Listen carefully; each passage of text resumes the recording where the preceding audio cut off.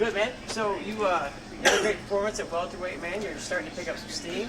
You kind of showed it all out there tonight. So how'd the fight feel, and how'd it feel to get that victory? It felt me a little while to get going, good couple minutes. But Tom Bond's really been pushing me hard in practice. A lot of timing drills, just a lot of drilling in general. So we knew what I could do in the gym, and I just had to put it on the main stage and run with it. So started to get more and more comfortable, not having to stress over that weight cut no more. And just really happy to get the last minute calls and stuff. I can do that at 170. Tom Bond's in charge of all that stuff. All I have to do is show up, make weight, and fight. And let's talk about, I always find it, unique that you fight within that range. You seem comfortable at a range where a lot of guys aren't comfortable standing kind of in the pocket, in the line of fire. You throw a lot of things from that range. Is that something that you just kind of have naturally? Or is that something that you work with Tom? Yeah, nothing's been natural. I've had a natural aggressiveness, I guess. But Coach Arlene, she's my striking coach, getting me comfortable in the pocket. She really wants me to fight good at range.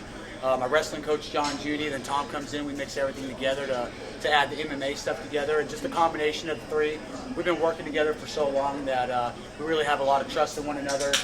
They know how to push my buttons to get me motivated, to get me to want to fight. And things are just really starting to work out. Joe Silva called Tom. Like I said, Tom lets me know I'm in shape and I'm here to fight. So things are just really panning out. What would you like to see next? Would you like to see, you're getting closer and closer to that top 10. Maybe what are you thinking? I'm not thinking of no opponents right now. The only thing is I want to go see my mom and dad out in Oklahoma and have a fish fry, get some fishing going, and that's about it, man. Maybe beat up some Oreos, and that's about it. So real happy to be here at the Prudential Center, New Jersey. We're just in LA at the Staples Center. So I'm happy those guys have me on speed dial with Joe Silva and Dana, and hopefully we get another $50,000 bonus tonight. But I'm just happy to be here. Cool. It seemed like you were winning the gunfight early on. Were there any moments that he hurt you with the strikes? Or?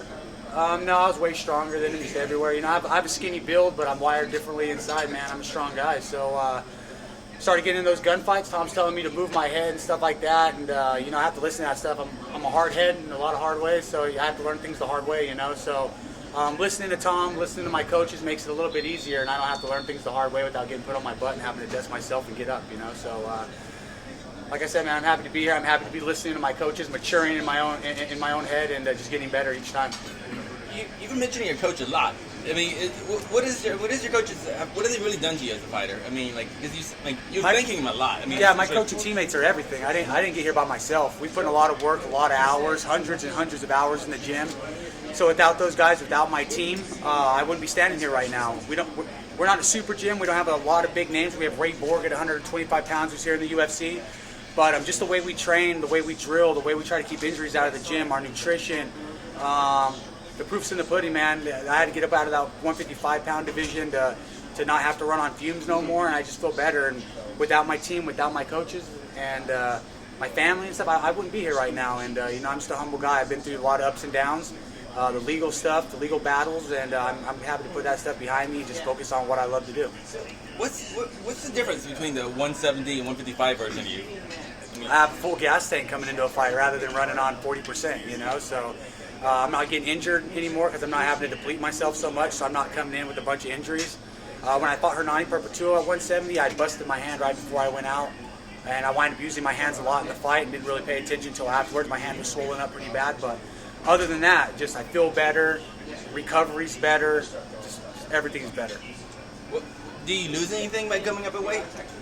I don't think I've lost anything. My strength's better. I feel I'm faster, and I'm not just having to depend on my mental toughness to get me through a fight. I can work on my tools. I can settle into the fight, worry about the 15 minutes rather than trying to end the fight early, So I'm just happy, man. And we couldn't really hear it very well, but you mentioned something about a bleacher report in the cage. Yeah, was it? I get more detail? These writers, the media, they want us fighters to get better in every fight, but Bleacher Report and these guys, they're not getting better in what they write. They say I'm one-dimensional, I'm a striker, and this and that. Get better at what you do. You know what I mean? Write the full report. If you want to see what I can do, come down to the gym and see what tools I have. Just don't write an opinion in the paper. Write the facts, and I feel that submission right there shows I have more than just striking. So get better at your job and write something better. You take it to heart what the media says? No, just they're trying to tell me I need to get better at my job, and they suck at their job. So get better. How about as an athlete? Yeah. You said how you're off to a slow start.